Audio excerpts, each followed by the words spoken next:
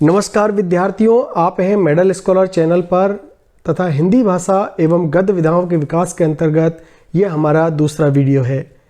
आज के वीडियो का विषय होगा हिंदी भाषा क्षेत्र और उसकी बोलियां तथा साथ में अध्ययन करेंगे उपबोलियां, खड़ी बोली का विकास, देवनागरी लिपि तथा हिंदी को देखेंगे राजभाषा एवं राष्ट्रभाषा के रूप में।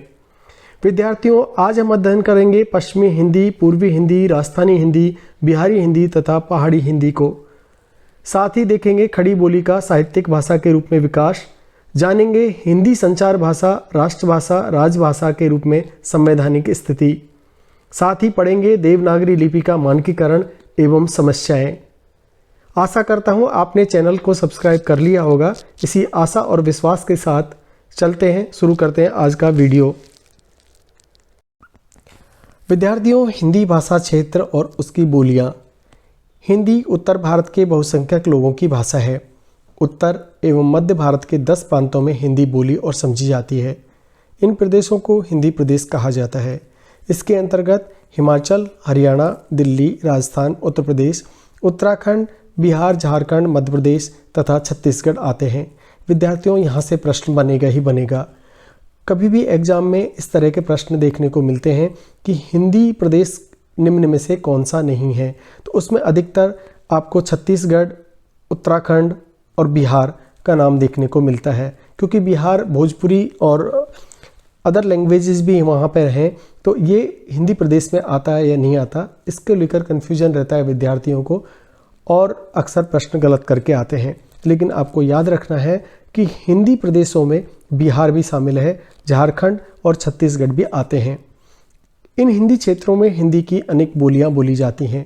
इन्हें 5 उपभाषा क्षेत्रों में बांटा गया है। जितने भी हिंदी प्रदेश हैं उन्हें कितने उपभाषा क्षेत्रों में बांटा गया है, ऐसा प्रश्न अक्सर देखने को एग्जाम्स में मिलता है। तो आपको याद रखना है 5 उपभाषा क्षेत्रों में।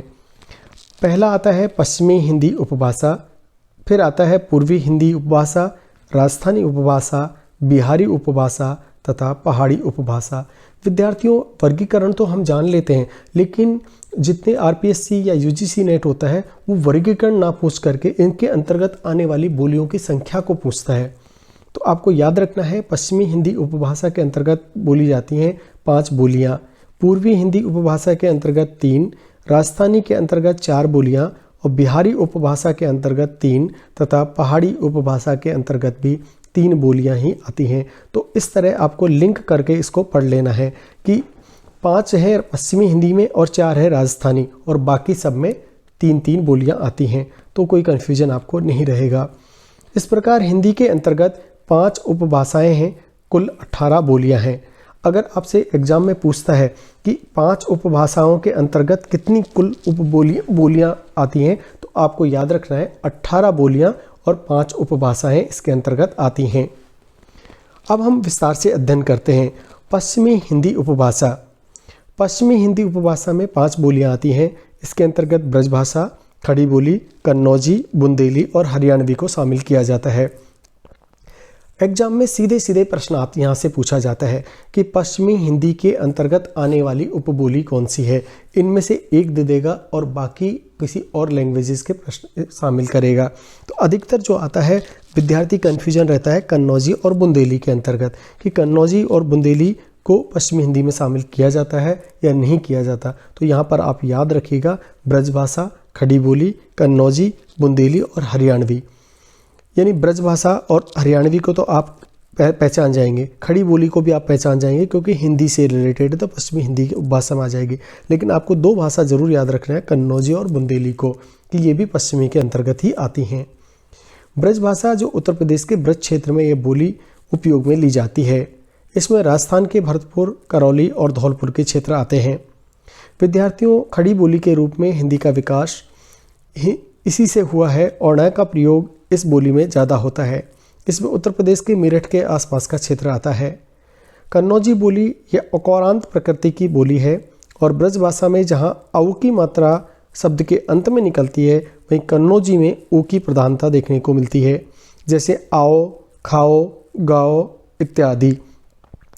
एक प्रश्न इसी तरह का यूजीसी नेट में देखने को मिला था, जिसमें ये पूछा गया कि ऐसी कौन सी बोली है जिसमें आओ, खाओ, गाओ ओ की प्रधानता है, तो आपको याद रखना है ऐसी बोली कन्नौजी के अंतर्गत आती है। तो आपको वहाँ पर जवाब लिखना है कन्नौजी। विद्यार्थियों, इसी तरह के प्रश्न एग्जाम में देखने को मिलते हैं जो हमें लगता है कि ये कोई यहाँ से प्रश्न नहीं बनेगा, लेकिन प्रश्न वहीं से बनता है और वो बिल्कुल सिंपल आधारित होता है, लेकिन विद्यार्थी अक्सर उसे छोड़ करके जाता है और वो बहुत ही कठिन कठिन प्रश्नों को याद करके जाता है, लेकिन वो एग्जाम में देखने को नहीं मिलते। यही कारण है कि यहाँ पर हम विस्तार से पढ़ते हैं और हर फैक्ट को समझते हुए चलते हैं। यह बोली इटावा और कन्नौज के आसपास बोली जाती है। बुंदेली बोली के अंतर्गत बुंदेलखंड में बोली जाने वाली बोली को कहा जाता है। इसमें झांसी और भोपाल के आसपास के इलाके आते हैं। हरियाणवी बोली हरियाणा में बोली जाती है, इसे बांगर प्रदेश भी कहते हैं। याद रखिएगा, ये प्रश्न अधिकतर एग्जाम में देखने को मिला है कि बांगर प्रदेश के अंतर्गत कौन सा प्रदेश आता है, तो आपको याद रखना हरियाणा। इसमें ना के स्थान पर ना का प्रयोग होता है, जैसे कौन को वो लोग बोलते हैं कौन, भीतर को बोलते हैं भित्तर। और अब हम पढ़ेंगे पूर्वी हिंदी उपभाषा को। पूर्वी हिंदी उपभाषा के अंतर्गत 3 बोलियां आती हैं, जैसा कि हम पहले देख चुके हैं, अवधी, बघेली और छत्तीसगढ़ी। आप अगर इंडिया के मैप को देखेंगे तो आप इस तरह से इसको याद कर सकते हैं, जैसे अवध, बघेली और छत्तीसगढ़ी इंडिया के पूर्व की ओर पड़ रहे हैं, तो आपको याद रखना है कि ये पूर्वी हिंदी भाषा के अंतर्गत आते हैं। ब्रज क्षेत्र, कन्नौज, बुंदेली और हरियाणा और खड़ी बोली, ये सभी के सभी पश्चिम की ओर पड़ते हैं। यही कारण है कि इनको पश्चिमी हिंदी उपभाषा के अंतर्गत शामिल किया गया है। पश्चिम में ही सबसे ज़्यादा बोली, अगर आपसे पूछ लिया जाए कि कौन सी ऐसी उपभाषा है जिसमें सबसे ज़्यादा बोलियां हैं, तो आपको याद रखना है पश्चिमी हिंदी उपभाषा है जिसमें सबसे ज़्यादा बोलियां हैं 5। और इसी तरह से राजस्थानी के अलावा बाकी सब में 3-3 ही आती हैं। तो पूर्वी हिंदी उपभाषा के अंतर्गत भी 3 ही आएंगी, और वो हैं अवधी, बघेली और छत्तीसगढ़ी। अब पढ़ते हैं अवधी बोली को। ये बोली अवध क्षेत्र, लखनऊ और अयोध्या में बोली जाती है। या प्रत्यय अवधि की पहचान है। बहुत इंपॉर्टेंट फैक्ट है विद्यार्थियों, ध्यान दीजिएगा कि आपसे पूछा जा सकता है कि या प्रत्यय कौन सी भाषा में, कौन सी बोली में बोला जाता है। तो अगर उपभाषा पूछे तो पूर्वी हिंदी उपभाषा में या प्रत्यय आता है, और अगर आपसे बोली पूछे तो अवधि आपको याद रखना है। वैसे भी आजकल अयोध्या का ज़्यादा ही प्रचार है, हो सकता है आने वाली एग्जाम में ये प्रश्न आपको देखने को मिले। भूतकाल की क्रिया में इस लगता है और कहिस, रहीस, इस तरह की ये बोली बोली जाती है। इस बोली में रामचरितमानस एवं पद्मावत जैसे महाकाव्य लिखे गए हैं। अब आपसे पूछा जा सकता है कि रामचरितमानस में कौन सा प्रत्यय यूज हुआ है, तो आपको लगाना है या। सबको पता है अवधी भाषा तो सब जानते हैं कि है, लेकिन कौन सा प्रत्यय लगा हुआ है उस बोली में, वह या प्रत्यय।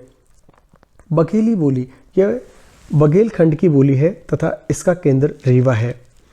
छत्तीसगढ़ी बोली को छत्तीसगढ़ प्रांत में बोला जाता है। अब बात करते हैं राजस्थानी उपभाषा की। राजस्थानी हिंदी उपभाषा के अंतर्गत 4 बोलियां बोली जाती हैं, जिसमें मेवाती, मालवी, मारवाड़ी और जयपुरी।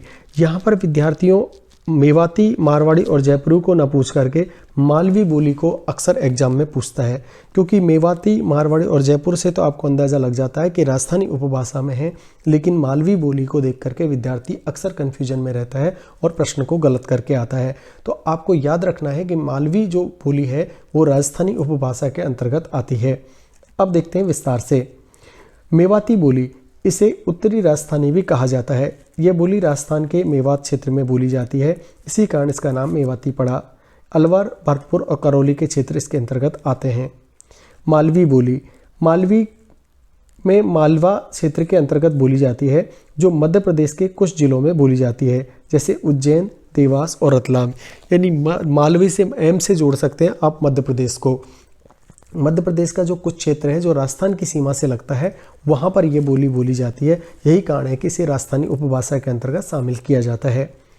मारवाड़ी बोली, इस बोली का क्षेत्र राजस्थान का मारवाड़ है। इसके अंतर्गत जोधपुर, बीकानेर, अजमेर, किशनगढ़, मेवाड़, जैसलमेर और बाड़मेर के क्षेत्र आते हैं। जयपुरी ढूंढाड़ी, जयपुरी कौन सी लैंग्वेज है जिसे ढूंढाड़ी के नाम से भी जाना जाता है, तो आपको याद रखना है जयपुरी लैंग्वेज है जिसे ढूंढाड़ी भी कहा जाता है। इस बोली का नाम ढूंढाड़ी भी है और यह बोली जयपुर, अजमेर क्षेत्र में बोली जाती है। अब बात करते हैं बिहारी उपभाषा की, जिसके अंतर्गत हमने जाना कि 3 बोलियां हैं, क्योंकि सबसे ज़्यादा पश्चिमी और फिर आता है राजस्थानी, और उसके अलावा सभी में 3 उपबोलियां आती हैं। बिहारी उपभाषा में 3 बोलियां आती हैं। विद्यार्थियों, मैं आपको बता दूं कि यहाँ पर जो हम अध्ययन करते हैं विस्तार से करते हैं और वन लाइनर जो फैक्ट्स बनते हैं उनको भी मैं बीच बीच में आपको बताता हुआ चलता हूँ।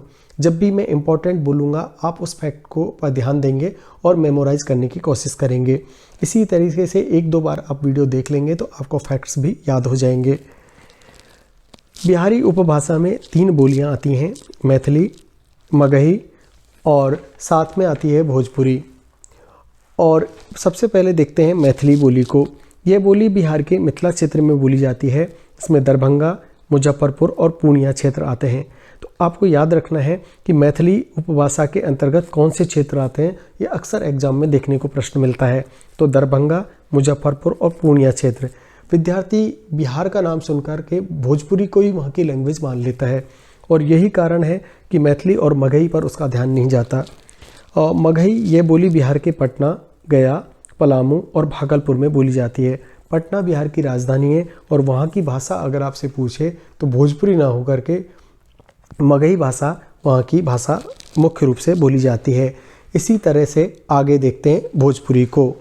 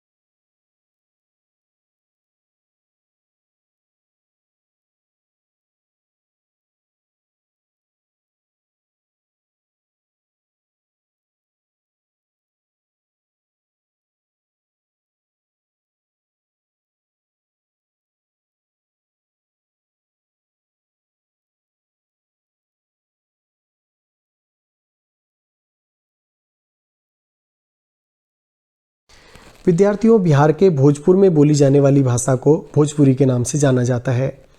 यह बोली उत्तर प्रदेश के कुछ क्षेत्रों में भी बोली जाती है। इस बोली के क्षेत्र हैं वाराणसी, जौनपुर, गाजीपुर, बलिया, गोरखपुर, आजमगढ़, बस्ती, चंपारण व सारण जिले आते हैं। यानी बिहार से और झारखंड से लगने वाले सीमावर्ती क्षेत्रों में भी ये बोली बोली जाती है। पहाड़ी उपभाषा के अंतर्गत 3 बोलियां आती हैं, नेपाली, गढ़वाली और कुमायूनी। नेपाली बोली पश्चिमी पहाड़ी भी कहा जाता है। यानी पश्चिमी पहाड़ी के नाम से किस बोली को जाना जाता है? विद्यार्थी, इंपॉर्टेंट फैक्ट बनता है, पश्चिमी पहाड़ी के अंतर्गत नेपाली बोली को कहा जाता है। ये बोली हिमाचल प्रदेश की शिमला, मंडी, चंबा आदि क्षेत्रों में बोली जाती है। यानी पश्चिमी पहाड़ी आ जाए तो नेपाली से थोड़ा अलग हट करके ये बोली है और यह बोली हिमाचल प्रदेश के शिमला, मंडी और चंबा में बोली जाती है। अब हम बात करते हैं गढ़वाली की। यह गढ़वाल क्षेत्र की बोली है जो उत्तर काशी, बद्रीनाथ और गढ़वाल क्षेत्र में जो बोली जाती है। कुमायूं उत्तराखंड का कुमायूं क्षेत्र इस बोली का क्षेत्र है। नैनीताल, अल्मोड़ा, हल्द्वानी, रानीखेत में ये बोली बोली जाती है। इस प्रकार हिंदी का मानक अर्थ ग्रहण करें तो केवल खड़ी बोली ही मूल हिंदी है। यही हमारी राजभाषा तथा शिक्षा का माध्यम है। यही रेडियो, टीवी के हिंदी कार्यक्रमों की भाषा है। हिंदी की पत्र पत्रिकाएँ एवं पुस्तकें भी इसी हिंदी का प्रयोग करते हैं। विद्यार्थियों, अब हम पढ़ेंगे खड़ी बोली का साहित्यिक भाषा के रूप में विकास। जैसा कि हमने जान लिया है, सारी उपभाषाओं को जाना जो 5 भागों में थी, पश्चिमी हिंदी, पूर्वी हिंदी, राजस्थानी उपभाषा, बिहारी और पहाड़ी, तथा प्रत्येक के अंदर हमने जाना कि सबसे ज़्यादा बोलियां पश्चिमी हिंदी में, उसके बाद राजस्थानी और बाकी सभी में 3-3 होती हैं। कौन सी भाषा किस एरिया में बोली जाती है इसको भी हमने विस्तार से जाना। यहाँ से प्रश्न अक्सर एग्जाम में देखने को मिलते हैं विद्यार्थी, तो आप इसे ध्यान से सुनिएगा। अब खड़ी बोली को ही एक मानक रूप यहाँ माना गया है। अब उसको साहित्यिक रूप में किस तरह उसका विकास हुआ उसका अध्ययन हम यहाँ करेंगे।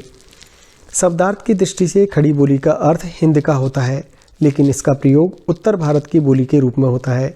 खड़ी बोली हिंदी भारत की सबसे अधिक लोगों द्वारा बोली जाने वाली भाषा है। खड़ी बोली को अनेक नामों से जाना जाता है, जैसे दक्खनी, रेखता, हिंदवी इत्यादि। हिंदी साहित्य का इतिहास अत्यंत विस्तृत और प्राचीन है। खुसरो ने विक्रमी संवत 14वीं सदी में खड़ी बोली में कुछ पद और पहलियों का निर्माण किया था। खड़ी बोली गद्य के आरंभिक रचनाकारों में सदा सुखलाल, इंसा अल्लाह खां, लल्लू लाल जी तथा सदल मिश्र का नाम प्रमुख रूप से आता है। इनके बारे में हम विस्तार से जब हिंदी साहित्य का इतिहास हम पढ़ रहे थे तो हम पढ़ चुके हैं। 1805 में सदल मिश्र ने खड़ी बोली में ही रामचरित्र की रचना की। बहुत इंपॉर्टेंट फैक्ट है विद्यार्थियों, याद रखिएगा कि सबसे पहले खड़ी बोली में रामचरित्र की रचना किसने की? सदल मिश्र ने। ईसा अल्लाह खां की कहानी, रानी केतकी की कहानी जो हम पढ़ चुके हैं कि जो हिंदी की प्रथम कहानियों में भी ये शामिल किया जाता है, और इसका ध्यान रखा गया खड़ी बोली के अलावा किसी भी भाषा का कोई शब्द ना हो। इन रचनाकारों की रचनाओं में स्पष्ट है कि खड़ी बोली में साहित्य की रचना की जा रही थी तथा इसकी अपनी एक परंपरा थी। रीतिकालीन प्रवृत्तियों के बाद सामाजिक और सांस्कृतिक परिस्थिति में नवजागरण के कारण खड़ी बोली का विकास हुआ। विद्यार्थियों, खड़ी बोली के विकास में ईसाई मिशनरियों का योगदान भी रहा है। धर्म के प्रचार प्रसार के लिए ईसाइयों ने खड़ी बोली को अपने माध्यम के रूप में अपनाया। साथ ही इस काल में खड़ी बोली का मानक रूप तो स्थिर नहीं हो सका, लेकिन इसका विस्तार बहुत हुआ। यानी उस दौर में जब धर्म के प्रचार के लिए मिशनरियों ने खड़ी बोली को अपनाया तो खड़ी बोली का प्रचार प्रसार बहुत तेजी से हुआ। फोर्ट विलियम कॉलेज के प्राध्यापक कैप्टन टेलर ने 1875 ईस्वी में सर्वप्रथम हिंदी शब्द का प्रयोग किया। यानी विद्यार्थियों, आप याद रखिएगा 19वीं शताब्दी के मध्य में 2 प्रमुख साहित्यकार उभर कर आए। उनका नाम था राजा शिव प्रसाद सितारे हिंद और राजा लक्ष्मण सिंह। यानी 19वीं शताब्दी जब चली तो 2 प्रमुख साहित्यकार सामने आए थे। उनका नाम था राजा शिव प्रसाद सितारे हिंद और राजा लक्ष्मण सिंह। राजा शिव प्रसाद ने अनेक पाठ्यपुस्तकों की रचना खड़ी बोली में की तथा हिंदी को शिक्षा जगत में आगे बढ़ाया। बाद में उनके भाषा संबंधी दृष्टिकोण में परिवर्तन आया और हिंदी के साथ उर्दू शब्दों का भी प्रयोग करने लगे। राजा शिव प्रसाद के इस दृष्टिकोण से लक्ष्मण सिंह सहमत नहीं थे। वो उर्दू को मुसलमानों की भाषा मानते थे तथा हिंदी को हिंदुओं की। विद्यार्थियों, अब हम यहाँ विस्तार से जान रहे हैं कि किस पक्ष में खड़ी बोली साहित्य की भाषा बनी, और ये ऐतिहासिक परिप्रेक्ष्य जानना इसलिए भी ज़रूरी है क्योंकि इससे ब्रॉड माइंड एस्पेक्ट आपका बनेगा और हिंदी को समझने में मदद मिलेगी। तथा जब एग्जाम्स में आपको क्वेश्चंस आएंगे तो किसी भी तरह का कन्फ्यूजन आपके दिमाग में नहीं रहेगा। अक्सर विद्यार्थी वन लाइनर फैक्ट को रट करके कंपटीशन एग्जाम में बैठते हैं और वहाँ पर थोड़ा भी प्रश्न अगर घुमा दिया जाता है तो उनसे वो हल नहीं होता, क्योंकि उनका बेसिक ज्ञान हिंदी साहित्य के बारे में शून्य रहता है। उन्होंने कभी साहित्य को पढ़ा ही नहीं। रट करके एग्जाम पास करना आसान है विद्यार्थियों, लेकिन हिंदी साहित्य रटने का विषय नहीं है, समझने का विषय है। अतः हम यहाँ विस्तार से पढ़ रहे हैं। आगे चलकर खड़ी बोली ने माध्यम मार्ग अपनाकर व्यवहारिक रूप से अग्रसर हुई। भारतेंदु हरिश्चंद्र के आगमन के साथ खड़ी बोली में नए युग की शुरुआत हुई। इसमें इंपॉर्टेंट फैक्ट बनता है कि खड़ी बोली में नए युग की शुरुआत कहाँ से मानी जाती है, तो याद रखना भारतेंदु हरिश्चंद्र युग से। उस समय भारतेंदु जी की गद्य की रचना खड़ी बोली में कर रहे थे। भारतेंदु और भारतेंदु मंडल के अन्य साहित्यकारों के सहयोग से खड़ी बोली हिंदी में साहित्य का पर्याप्त विकास हुआ। अब ब्रज भाषा के साथ साथ खड़ी बोली में भी काव्य की रचना होने लगी थी। अब आगे देखते हैं। विद्यार्थियों, धीरे धीरे कवियों का झुकाव भी खड़ी बोली की तरफ होने लगा। अब खड़ी बोली का स्वरूप स्थिर हो गया था। इस प्रकार खड़ी बोली हिंदी की साहित्यिक भाषा के रूप में स्थापित हो गई। अतः हमने विस्तार से जाना कि कौन सी परिस्थितियों में खड़ी बोली को साहित्यिक रूप में परिवर्तन हुआ। अब हम जानेंगे विद्यार्थियों, हिंदी राजभाषा, राष्ट्रभाषा और संचार भाषा के रूप में कैसे बनी। सबसे पहले देखते हैं हिंदी राजभाषा और राष्ट्रभाषा के रूप में। राजभाषा का अर्थ है संविधान द्वारा स्वीकृत सरकारी कामकाज की भाषा। विद्यार्थियों, अक्सर विद्यार्थियों को यहाँ कन्फ्यूजन रहता है कि राजभाषा और राष्ट्रभाषा अलग अलग है या एक ही है। तो मैं आपको क्लियर कर दूं, ये हिंदी के दो अलग अलग रूप हैं।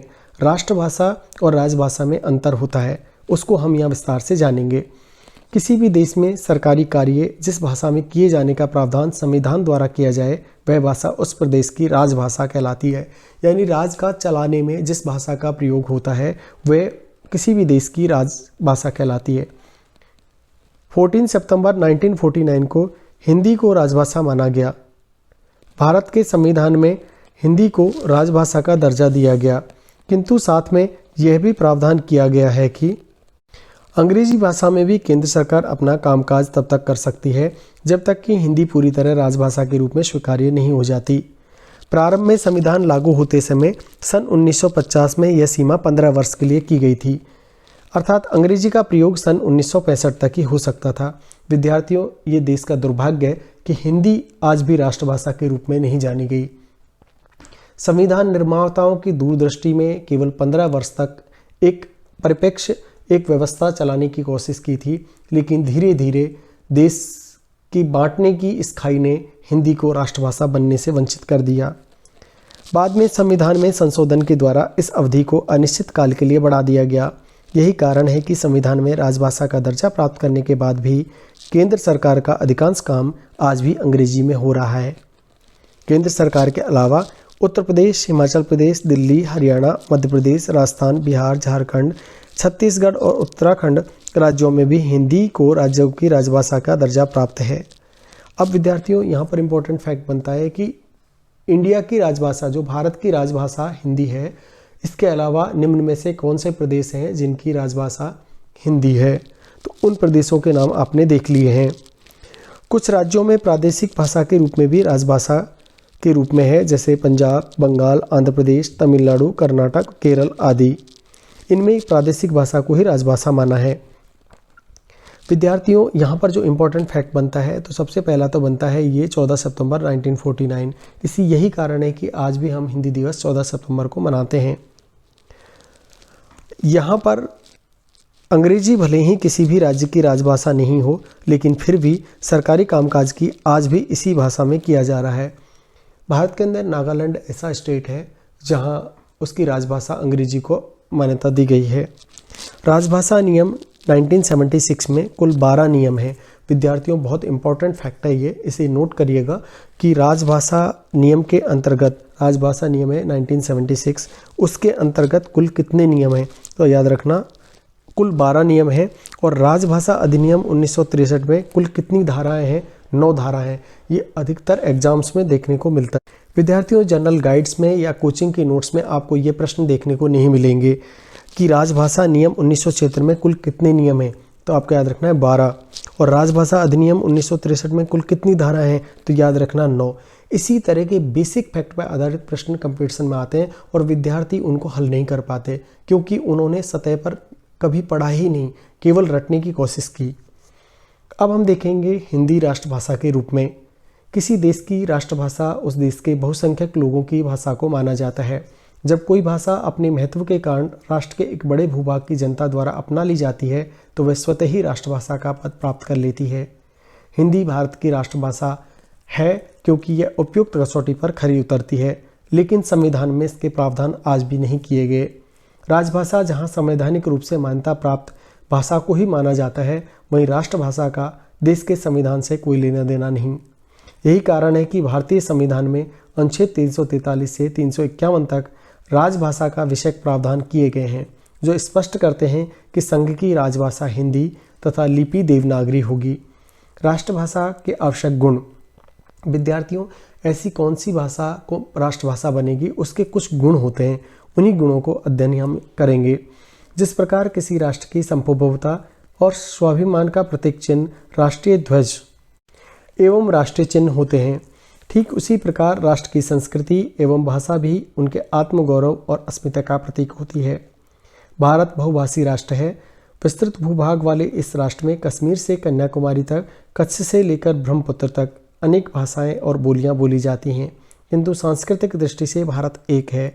विभिन्नता में एकता इसकी शक्ति है और भारत की राष्ट्रभाषा बनने वाली भाषा में निम्न गुण होने चाहिए। विद्यार्थियों, ये प्रश्न अधिकतर एग्जाम्स में आपको देखने को मिल सकता है, क्योंकि जब से न्यू एजुकेशन पॉलिसी आई है तब से बौद्धिक स्तर के प्रश्न अधिकतर कॉम्पिटिशन्स में देखने को मिलेंगे। उसमें पूछा जा सकता है कि राष्ट्रभाषा में निम्न में से कौन सा गुण होना चाहिए। तो आपको याद रखना है कि राष्ट्रभाषा देश के बहुसंख्यक लोगों द्वारा प्रयोग में लाई जानी चाहिए। दूसरा नियम है, उसमें उच्च कोटि का साहित्य की रचना होनी चाहिए। तीसरा, उसका शब्द भंडार विस्तृत और समृद्ध होना चाहिए। चौथा गुण जो कह सकते हैं, उस भाषा का व्याकरण सरल और नियमबद्ध होना चाहिए। पांचवें रूप में हम कह सकते हैं, उस भाषा की लिपि सुस्पष्ट और वैज्ञानिक होनी चाहिए। छठे रूप में हम देख सकते हैं, वह भाषा राष्ट्रीय संस्कृति की पहचान वाली होनी चाहिए। तथा सातवां जो उसका रूप है वह है, भाषा राष्ट्रीय एकता में सहायक होनी चाहिए। विद्यार्थियों, स्पष्ट है कि हिंदी के अलावा किसी अन्य भारतीय भाषा में ये गुण नहीं है, अतः हिंदी ही भारत की राष्ट्रभाषा के पद पर प्रतिष्ठित हो सकती है। आज अंग्रेजी पस्त लोग भले ही इसका विरोध करें, परंतु वह दिन दूर नहीं जब हमारी अपनी हिंदी अपना यह गौरव अंग्रेजी को हराकर प्राप्त कर लेगी। अब आगे देखते हैं हिंदी की संविधान में स्थिति, अर्थात राजभाषा हिंदी की संवैधानिक स्थिति को देखते हैं। राजभाषा हिंदी की संवैधानिक स्थिति को जानने से पहले 14 सितंबर 1949 को संविधान सभा ने एक मत होकर यह निर्णय लिया कि हिंदी भारत की राजभाषा होगी। इसीलिए हम सभी 14 सितंबर को हिंदी दिवस के रूप में मनाते हैं। विद्यार्थियों, संविधान के भाग 17 के अध्याय 1 की धारा 343 रोमन 1 के अनुसार, बहुत इंपॉर्टेंट फैक्ट है, इसे याद रखिएगा, संघ की राजभाषा हिंदी और लिपि देवनागरी होगी। ये अधिकतर एग्जाम्स में प्रश्न देखने को मिलता है कि संघ की राजभाषा हिंदी और लिपि देवनागरी होगी, यह किस अनुच्छेद और किस धारा के अंतर्गत कहा गया है। तो आपको याद रखना है, संविधान के अध्याय 1 की धारा 343 रोमन 1 के अनुसार ऐसा प्रावधान किया गया है।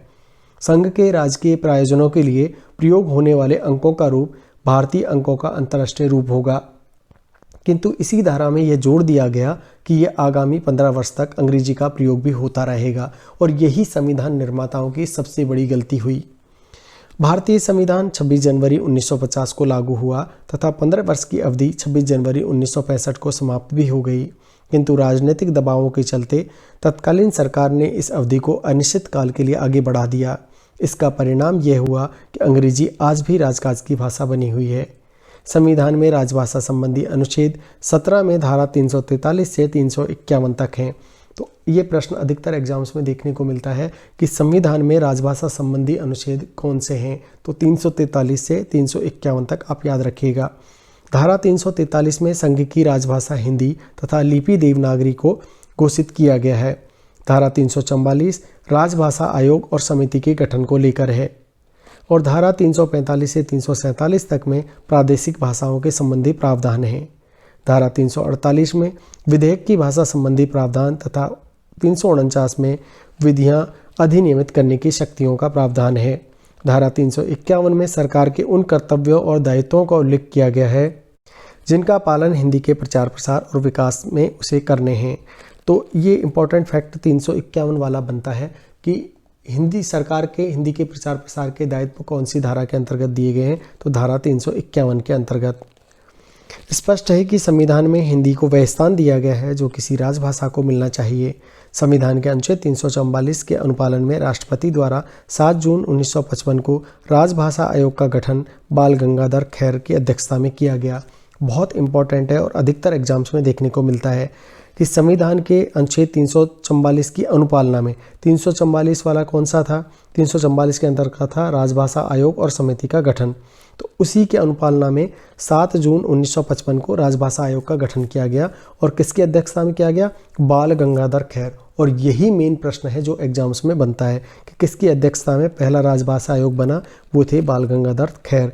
इसको कभी कभी एग्जाम में बीजी खैर भी लिखता है, तो आप कंफ्यूज मत हो जाइएगा। मनोनीत किए गए उन्होंने 19 सिफारिशें प्रस्तुत की। तो बीजी खैर ने अपनी सिफारिशों में 19 सिफारिशें भेजी। राजभाषा अधिनियम 1976 के अंतर्गत हिंदी का आधिकारिक प्रयोग करने के लिए कुछ प्रभावी कदम उठाए गए हैं। इससे स्पष्ट है कि संवैधानिक दृष्टि से हिंदी की स्थिति बड़ी मजबूत है, किंतु अंग्रेजी जानने वाले प्रशासनिक अधिकारियों के षड्यंत्र के कारण अभी भी हिंदी में 100% काम केंद्र सरकार के कार्यालयों में नहीं हो रहा है। साथ ही हिंदी पूर्णतः राजभाषा भी नहीं बन सकी। इसके निम्न कारण हैं। विद्यार्थियों, हम यहाँ ब्रॉड माइंड बनाने के लिए आपको उस परिप्रेक्ष्य को जानने के लिए कि हिंदी की संवैधानिक स्थिति के पीछे क्या क्या हुआ, कौन कौन से अनुच्छेद में क्या बात कही गई है, कौन सा आयोग बनाया गया, उसकी अध्यक्षता किसने की, जब एग्जाम में एक प्रश्न आएगा तो आप पूरी तन्मयता के साथ उसे हल कर पाएंगे। राजभाषा नहीं बन सकी, इसके प्रमुख कारण निम्न हैं। अधिकांश सरकारी अधिकारी अंग्रेजी के पक्के भक्त हैं। अंग्रेजी में व्यवहार करना लोग उच्चता और गौरव का प्रतीक आज भी मानते हैं। हिंदी की वर्णमाला में 52 अक्षर हैं, इसीलिए कंप्यूटर और टाइपराइटर पर हिंदी में उतनी शीघ्रता से काम नहीं हो पाता जितनी शीघ्रता से अंग्रेजी में होता है। विदेशों से संपर्क की भाषा भी अंग्रेजी ही है। सुप्रीम कोर्ट, हाई कोर्ट और जिला कोर्ट अपना काम आज भी अंग्रेजी में ही करते हैं। यही कारण है कि हिंदी को वो पद प्राप्त नहीं हो सका। विद्यार्थियों, जो इग्नू के विद्यार्थी हैं, यहाँ पर लॉन्ग क्वेश्चन बनेगा, लेकिन आरपीएससी के विद्यार्थियों को जो वन लाइनर क्वेश्चन जहाँ जहाँ बनेंगे उनको मैं बीच बीच में बताता हुआ चल रहा हूँ। आप एक दो बार इस वीडियो को अगर सुनेंगे तो वैसे भी ये फैक्ट आपको याद हो जाने वाले हैं। हिंदी संचार भाषा और माध्यम के रूप में। संचार का अर्थ है एक सूचना को दूसरों तक पहुँचाना। इसके लिए अंग्रेजी में कम्युनिकेशन शब्द का प्रयोग होता है। डॉक्टर हरमोन के अनुसार संचार एक जटिल प्रक्रिया है जिसके द्वारा एक व्यक्ति से दूसरे व्यक्ति के बीच अर्थपूर्ण संदेशों का आदान प्रदान किया जाता है। अर्थात संदेश के माध्यम से वैचारिक आदान प्रदान किया जाना ही हिंदी में संचार को दर्शाता है। संचार और सूचना आपस में जुड़े हुए शब्द हैं। जिसके पास नवीनतम सूचना है वही शक्तिशाली है, क्योंकि आज जो आईटी के युग में, एआई के युग में इन्फॉर्मेशन बहुत मायने रखती है, और जिसके पास सूचनाओं का अभाव है वह पिछड़ा हुआ है तथा कमज़ोर है। टीवी, रेडियो, इंटरनेट पर भी हिंदी का अधिकाधिक प्रयोग हो रहा है। टीवी के अधिकांश चैनल आज हिंदी में चल रहे हैं क्योंकि वो अपने कार्यक्रम गाँवों तक पहुंचाना चाहते हैं।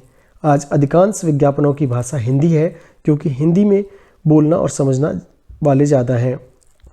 इससे हिंदी का प्रयोग बहुत ही बढ़ता जा रहा है। फिल्में भी भाषा के प्रचार प्रसार में बहुत ही सहायक सिद्ध हुई हैं। इन सभी में हिंदी के भविष्य उज्ज्वल दिखाई देता है। अब जानते हैं हिंदी को कामकाजी भाषा के रूप में।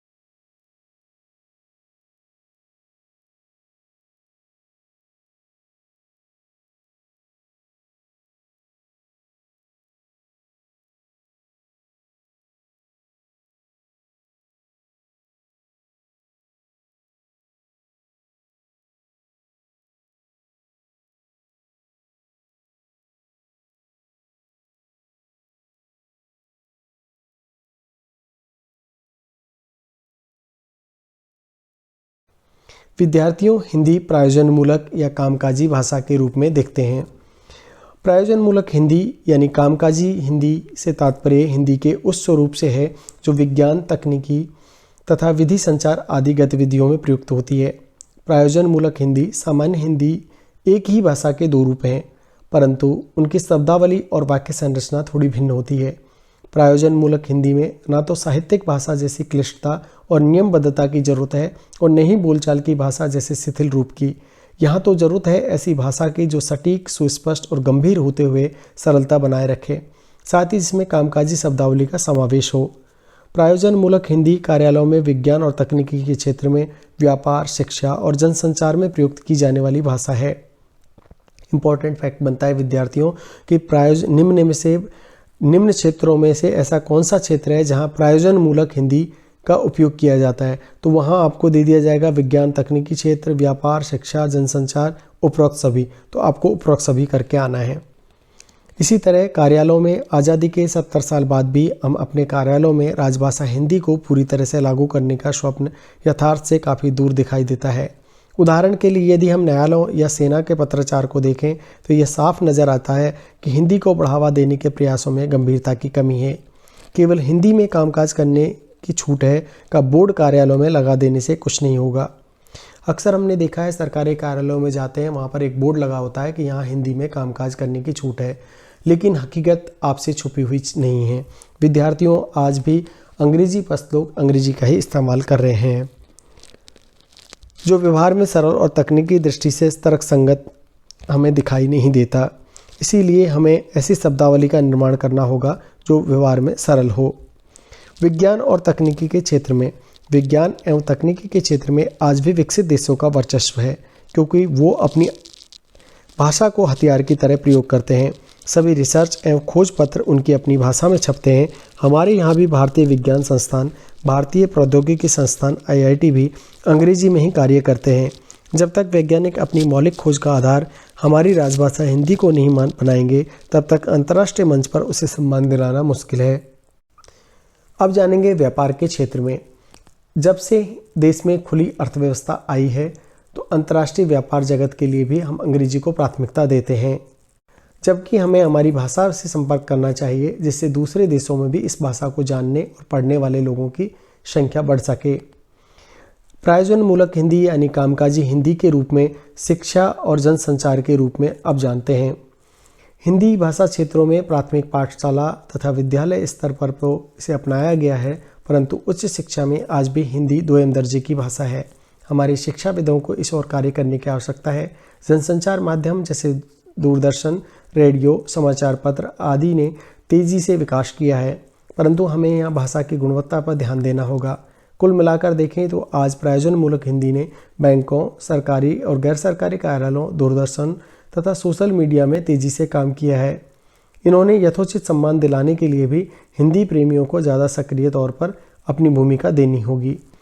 अब विद्यार्थियों जानते हैं हिंदी की लिपि, देवनागरी का मानकीकरण और समस्याएं। ये थोड़ा गंभीर विषय रहेगा और इसको बहुत ज़्यादा समझने की ज़रूरत है। आप ध्यान से इसे सुनिएगा और एक दो बार मनन करेंगे तो ये आपको क्लियर हो जाएगा। विद्यार्थियों, लिखित भाषा में मूल ध्वनियों के लिए जो चिन्ह मान लिए गए हैं वो वर्ण कहलाते हैं, पर जिस रूप में ये लिखे जाते हैं उसे लिपि कहा जाता है। यानी लिपि कुछ नहीं है विद्यार्थियों, लिखित भाषा में जब हम मूल ध्वनियों के लिए चिन्ह प्रकट करते हैं, ए को ऐसे लिखा जाएगा, आ, बै को कैसे लिखा जाएगा, ख को कैसे लिखा जाएगा, इस तरह वर्णों के आधार पर होता है। परंतु जिस रूप में ये लिखे जाते हैं उसे लिपि का नाम दिया जाता है। लिपि विकास की मुख्यतः निम्न अवस्थाएं मानी जाती हैं। सबसे पहले चित्रलिपि आई थी, उसके बाद हम प्रतीक लिपि का इस्तेमाल करते हैं। प्रतीक लिपि के बाद भाव लिपि और फिर ध्वनि लिपि आती है। ध्वनि लिपि को ही अक्षरात्मक और वर्णात्मक दो भागों में बांटा गया है। तो विद्यार्थी आप समझ गए होंगे, लिपि कुछ नहीं है। लिपि वर्णों को एक पर्टिकुलर वे में दर्शाती है, यानी जो वर्ण हैं किस रूप में लिखे जाएंगे उसे लिपि ही दर्शाती है। और लिपि की 4 अवस्थाएं हैं, कौन कौन सी हैं? चित्रलिपि, प्रतीक, भाव और आपके ध्वनि लिपि। भारत की सारी लिपियां अक्षरात्मक हैं, जबकि रोमन लिपि वर्णात्मक होती है। देवनागरी एक भारतीय लिपि है जिसमें बहुत सारे प्रबंध किए गए हैं। अनेक भारतीय भाषाएं तथा कई विदेशी भाषाएं भी इसी देवनागरी लिपि में लिखी जाती है। अब आगे देखते हैं। विद्यार्थियों, इस लिपि में बाएं से दाएं लिखा जाता है, तो याद रखना है आपको देवनागरी लिपि में कहाँ लिखा जाता है, बाएं से दाएं। इसकी पहचान एक क्षैतिज रेखा से है जिसे शिरोरेखा कहते हैं। बहुत इंपॉर्टेंट फैक्ट है विद्यार्थियों, अक्सर इसको गलत करके आते हैं कि देवनागरी लिपि की मुख्य पहचान क्या है। तो विद्यार्थी इसमें बहुत सारे ऑप्शंस दे देंगे, लेकिन सबसे महत्वपूर्ण है शिरोरेखा, यानी देवनागरी लिपि है जिसमें ऊपर माथा बांधा जाता है, उसे शिरोरेखा कहते हैं। और ये देवनागरी लिपि की सबसे बड़ी पहचान है। और आने वाले एग्जाम्स में जहाँ पर बौद्धिक स्तर के प्रश्न पूछे जाएंगे तो वहाँ पर ऐसे प्रश्न आपको देखने को जरूर मिलेंगे। संस्कृत, हिंदी, मराठी और कोंकणी, सिंधी, कश्मीरी, हरियाणवी, भोजपुरी और मैथिली तथा राजस्थानी भाषाएं देवनागरी लिपि में लिखी जाती हैं। यह लिपि विश्व की सर्वाधिक प्रयुक्त लिपियों में से एक है। यह दक्षिण एशिया की 175 से अधिक भाषाओं को लिखने के लिए प्रयुक्त होती है। आपको जान के बड़ी खुशी हो रही होगी कि दक्षिण एशिया में 175 से अधिक भाषाओं की लिपि देवनागरी लिपि है। देवनागरी लिपि का विकास ब्राह्मी लिपि से हुआ है। बहुत ज़्यादा इंपॉर्टेंट फैक्ट है और अक्सर एग्जाम में देखने को मिलता है कि देवनागरी लिपि का विकास कौन सी लिपि से हुआ है। तो आपको याद रखना है विद्यार्थियों, ब्राह्मी लिपि से। जो आरपीएससी के विद्यार्थी हैं वो इसे नोट कर लें। अब यह एक ध्वन्यात्मक लिपि है।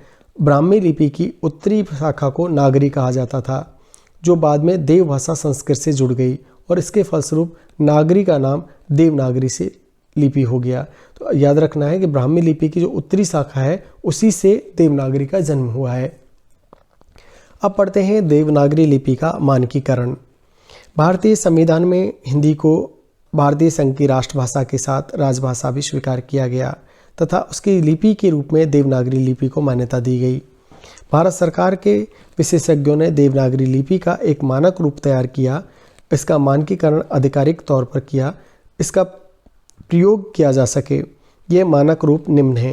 विद्यार्थियों, आपको पता है जो हमारे वर्ण हैं हिंदी के वही इसके मानक रूप में आते हैं। स्वरों में आ, ई, उ, र, ए, ऐ, ओ, औ आते हैं।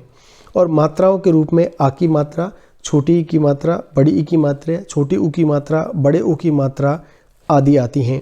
अनुस्वार के रूप में आ और विसर्ग के रूप में आ और अनुनासिकता के रूप में चिन्ह ऊपर जो चंद्रबिंदु लगाया जाता है उसे प्रयोग किया जाता है। विद्यार्थियों, नोट्स में वीडियो की स्क्रीन पे आपको ये सब दिखाई दे रहा होगा, तो उसे एक बार आप ध्यान से देखिए।